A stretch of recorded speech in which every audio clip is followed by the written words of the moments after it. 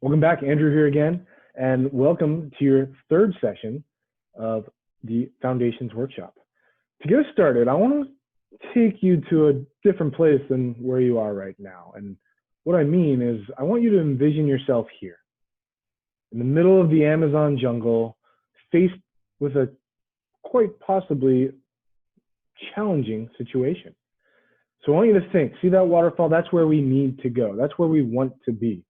You and I, we're trying to get across this massive ravine to get to our oasis where we're staying for the night, a great relaxing retreat that we've been planning for quite some time. But we got a little lost and we really don't know where we are. We're here looking out across this ravine, which is quite long. And actually, right over those bushes, it drops down deep. And there's a stream or river running through that has crocodiles. It has man-eating fish. It's very rough and jagged. And it's quite daunting to look at and to figure out how we're going to get across. Now, the good thing is we have all the money we need. We have all of the resources. We can do whatever we want to get across to our location where we're staying. We just happen to get a little bit lost along the way. So think, and the question's going to pop up here in just a moment. How do we get across? How do we get to the other side to make sure we can make it there safe, not only to enjoy our stay, but before the sun goes down, before we have to start dealing with any of these critters and creatures that live out here in the jungle? So answer the question, how do we get across?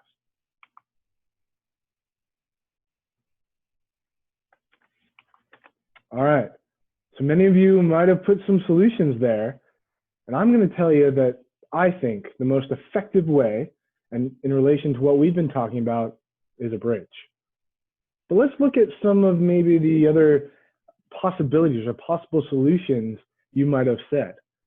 So you might have said a helicopter, right? That's a great option to get across that ravine. But the problem with the helicopter is it's a one-time event, right? We're not going to be able to keep that helicopter. That's going to cost a lot of money, and that's going to continue to bleed us, right? So it's a one-time event. We get taken over, dropped off, see you later. And if we think about it, it's a very fast process. It goes very quickly. So if we relate that to what we've been talking about through this session, so training wouldn't be effective, right? It'd be very quick, one-time deal. Here's a lot of information, go, hurry up. So a helicopter, not as effective as what we want to do. Some of you might have thought a swing, right? Maybe grab a rope, Tarzan it across the ravine and get over there. But again, it's not going to be enough. It's that one-time, quick flash in the pan event that'll get us there, but then we're going to be lost when we get there. We're not going to be able to understand fully, and we're just going to take a risk. We're going to swing, we're going to jump into it and hope that maybe we'll understand or we'll be trained. You might have thought about maybe we can find a different way to get across. But if we, again, think about this in relation to training, that just assumes we know what we need, or we know what the need of our individual is who's trying to get across and trying to get there. And finally, you might have said, well, maybe we just find a different place to stay.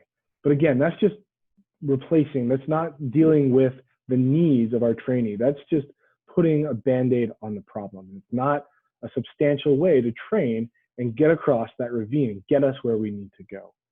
So for us, the bridge is the most solid, foundational way for us to get across, right? It goes both ways. We can go back and forth, and it provides us that safety, that permanency. That bridge is going to be there forever. So it's not just for you and I now to get across. It's for anyone else that comes and finds themselves lost and don't have a way to get to where they're going. This bridge will always be there. You can go back and forth on this bridge. It's a permanent structure. I'm going to talk about how that structure is set up here in just a moment. But the title of this session is, what is a training need? And when we think about a need, it's something that's essential or very important to you. And training is that. We talked about those benefits of training being essential, being something that needs to be permanent, and we'll develop what those training needs are. So by the end of this session, you're going to be able to recognize and understand what a training need is, both for your new staff and also your existing staff that maybe have been there for 10, 20, 30 years. We're going to find out what those different training needs are. So let's go back to my bridge. So we had a bridge, we built a bridge to get us across the Amazon jungle. And for us, the bridge is actually a 3 supported structure. I know the image doesn't necessarily show just 3 support structures, but our bridge is made up of attitude, skills, and knowledge. And those are the foundations of what helps make this bridge so sturdy. It's those attitudes, skills, and knowledge. And when we think about training, these are the topics, the behaviors that we look to train in. The attitude of an individual, their skill, and their knowledge about what we're looking to train them in. And if I was to tell you, I want to take this into your operation. Let's look at 2 different types of staff. So I have a staff member that was just trained, very brand new, and I have one that is very proficient. They've been there for 10, 15 years. And if we think in a front desk mentality, I have these 2 individuals up there, and a group of 25 people walk through the door, who do you think is going to be able to check those guests in, get them satisfied more efficiently? You probably said the more experienced staff, and you're exactly right. That staff member that's been in your operation, that's been there for a long time, has those skills and the knowledge to get that process going, right? Where our new staff is probably not as confident or not as developed in their skills and knowledge. So with that skill and knowledge, that more experienced staff member has the confidence. We talked about confidence being a benefit of training in our previous session. They have all 3 of these components. They have the skills, the knowledge, and because they have those skills and knowledge, they have the attitude in order to check those guests in, right? And that process isn't as daunting as it might be for a brand new individual. So we really, when we think about training, if we focus on training the skills and the knowledge and getting our staff up to speed on those, we hope that their attitude will follow suit. But I'll tell you, training on someone's attitude is the hardest of these 3 to do. It's very difficult. It's very difficult to change someone's behavior. But if we arm our staff with the skills and the knowledge on what they should do and how to do it, their attitude will, in most cases, follow suit. And they'll build that confidence, that efficiency, that proficiency in delivering those tasks to then have all 3 of these different components.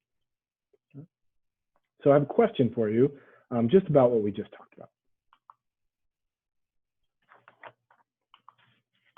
All right, so again, attitude, skills, and knowledge. Those are the 3 components of what we train in. Attitudes, skills, and knowledge. And you'll continue to see these 3 different components, these 3 disciplines throughout the rest of this Foundations workshop. So let's dive in. What is a training need? Let's define it. For us, every individual has a present level of attitude, skill, and knowledge, and a required level of attitude, skill, and knowledge.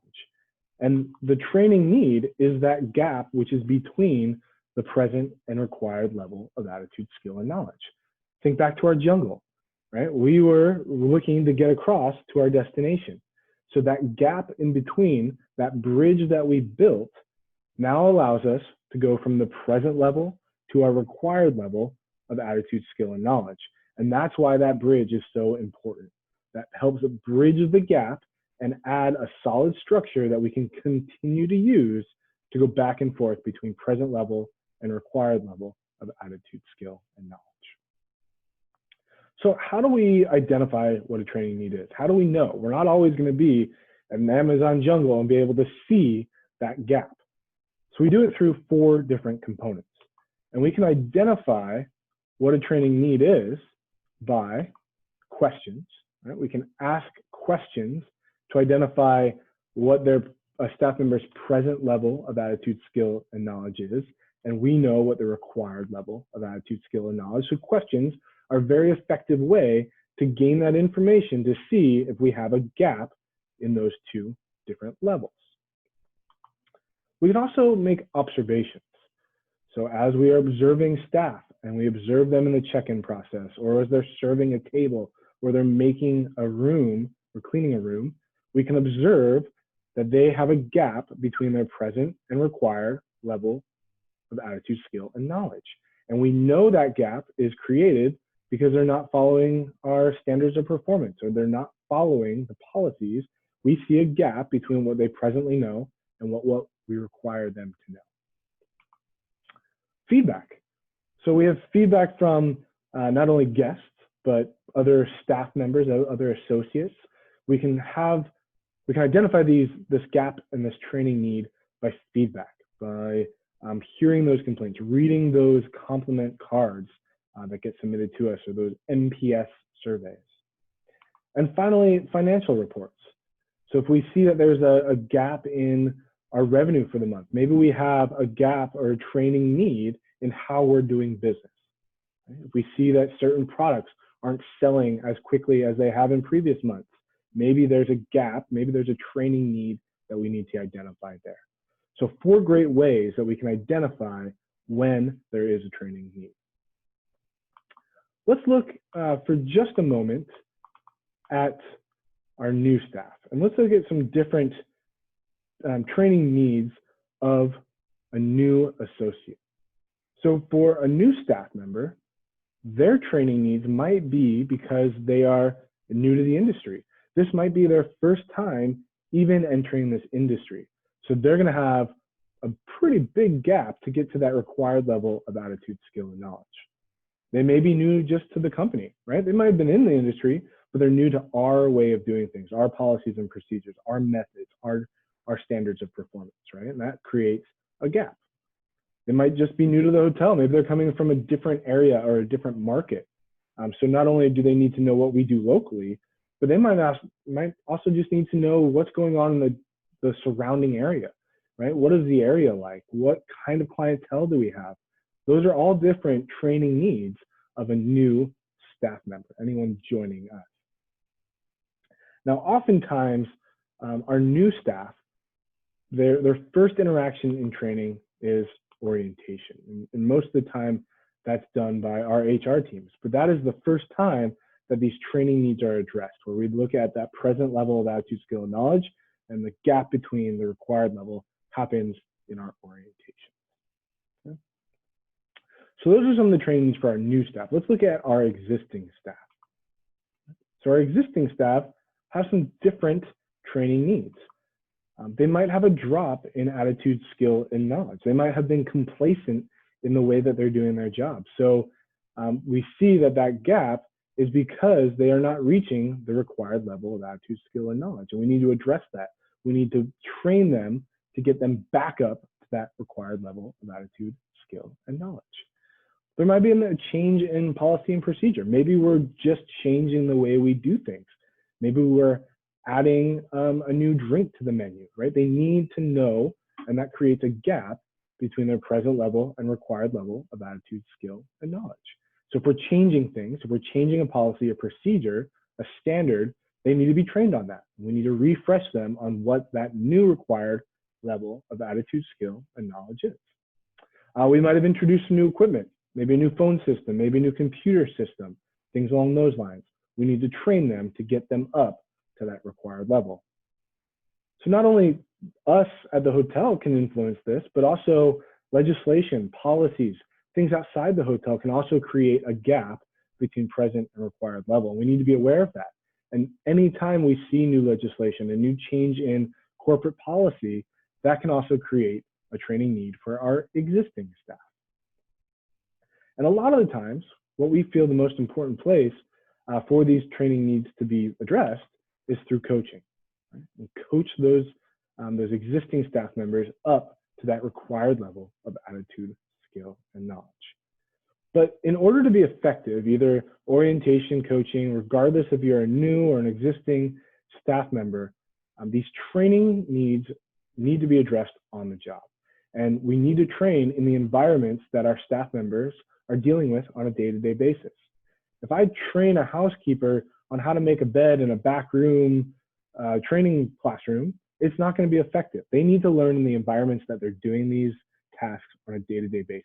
It has to happen on the job, in the operation, with the tools that they are using every day. That will take them from their present level of attitude, skill, and knowledge to the required level of attitude, skill, and knowledge. Again, building on those skills and knowledge to continue to change their attitude. And finally, if we do all of that, we have this training through orientation, coaching, and it takes place on the job, we will improve the performance of our staff. We'll get everyone to bridge that gap between present and required level of attitude, skill, and knowledge.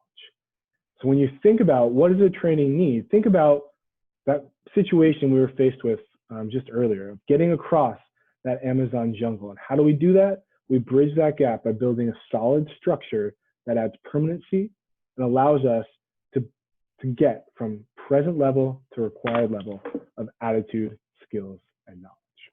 Okay? You'll see some questions popping up of what we just discussed. Please take a few minutes to answer each of our questions about what is a training need.